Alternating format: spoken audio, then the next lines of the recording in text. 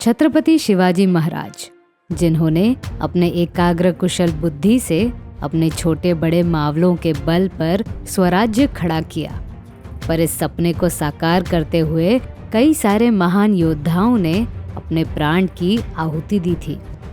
उन सब सरदारों ने छत्रपति के निर्देशन में कई सारी लड़ाइयाँ लड़ी और जीती भी, पर उनमें से एक योद्धा वो भी है जिसका नाम महाराष्ट्र के बच्चे बच्चे के जुबां पर रहता है। वो योद्धा और कोई नहीं, छत्रपति शिवाजी महाराज के अंग रक्षक जीवाजी महाले हैं, जिन्हें जीवा महाले इस नाम से भी जाना जाता है। वीर जीवा महाले का प्रारंभिक जीवन दुखद रहा। 9 अक्टूबर 1635 में उनका जन्म हुआ, पर बाल उम्र में वो और उनके भाई अनाथ हो गए थे। इस माहौल में जीवा और उनके भाइयों का पालन पोषण देव महाले ने किया। दरअसल उनका असली नाम जीवा सकपाल था। उनका परिवार सतारा जिले के कोंडवली गांव में रहता था।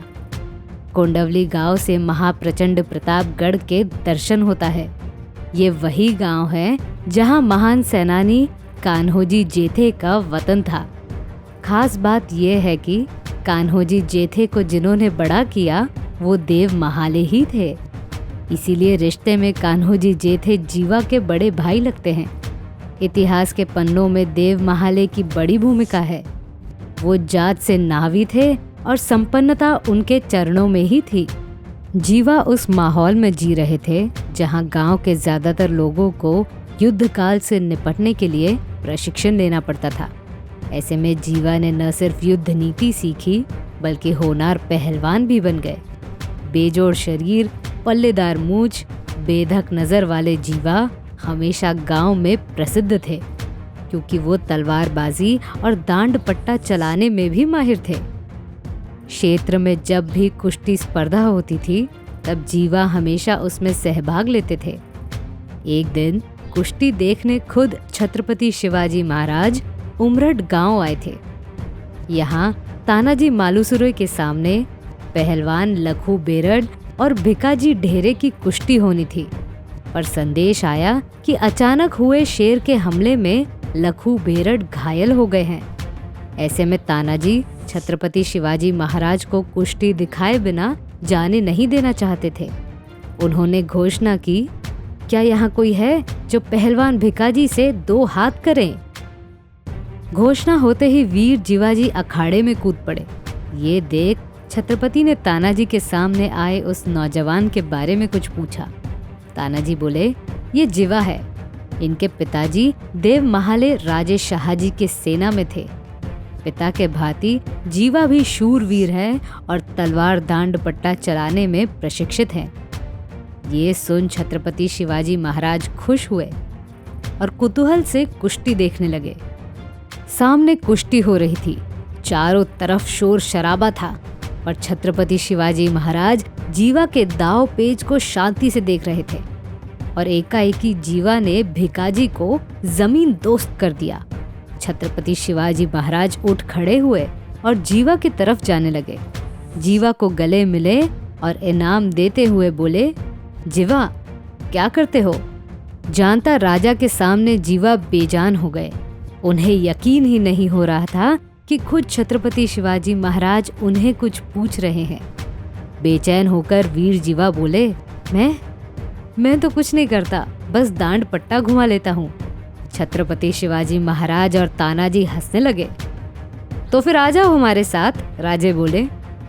वहीं कुश्ती लड़ो, तलवार चलाओ, स्वराज्य के सेना के साथ। इस न्योते से जीवा महाले खुश हुए और इस तरह छत्रपति शिवाजी महाराज के सेना में शामिल हो गए। इतिहास के पन्नों में वीर जीवा महाले का नाम स्वर्ण अक्षरों में लिखा हुआ है, क्योंकि अफजल खान के अंगरक्षक द्वारा छत्रपति शिवाजी महाराज पर किए गए हमले को महारथी जीवा महाले ने रोका था। दरअसल अफजल खान ने छत्रपति शिवाजी महाराज को कमजोर समझने की बहुत बड़ी गलती कर दी थी। इसी गलती ने उसकी जान भी ली। अफजल खान के अंत का आभास होते ही उसके अंगरक्षक सैयद बंडा ने दांड पट्टा छत्रपति शिवाजी महाराज के ऊपर चलाने लगा। उस वक्त राजे अफजल खान से लड़ रहे थे। एकाएकी जीवा महाले ने सैयद बंडा के पहले वार को रोकते हुए उसका हाथ शरीर से अलग कर दिया और छत्रपति शिवाजी महाराज की जान बचाई। ये घटना इसीलिए महत्वपूर्ण है क्योंकि वहाँ जो भी हुआ था वो कम से कम समय में हुआ। सैयद बंडा को प्रतिहल्ला करने के पहले कुछ क्षण चाहिए थे और उसी क्षण वहाँ वीर जीवा आए और सैयद का हाथ हवा में ही काट दिया। यहाँ सोचने वाली बात ये भी है कि जीवा महाले के दांडपट्टा से छत्रपति शिवाजी महाराज चोटिल हो सकते थे, पर ऐसा कुछ हुआ नहीं। इस तरीके से युद्ध नीति से राजे खुश हुए। स्वराज्य की दिशा तय करने वाले इस प्रसंग को इतिहास में बड़ी उपाधि प्राप्त है। इसीलिए मराठी में कहा जाता है, होता जीवा म्हणून वाचला शिवा। पुणे के भोर तालुक में रायेश्वर किला है जहां वीर जीवा महाले की समाधि है। ठीक बगल में आप कान्होजी चेथे की समाधि भी देख पाओगे। जीवा महाले का देहांत 1710 में हुआ। दुखद बात यह है कि आज के युग में उनके वंशज गरीबी में जी रहे हैं। बस अकेले उनकी ये हालत नहीं है, स्वराज्य को बनाने वाले खूब सारे वीर मावलों के वंशज गरीबी में जी रहे हैं। आने वाले वीडियो में हम आपको कुछ वीर मावलों के वंशजों से रूबरू करवाएंगे।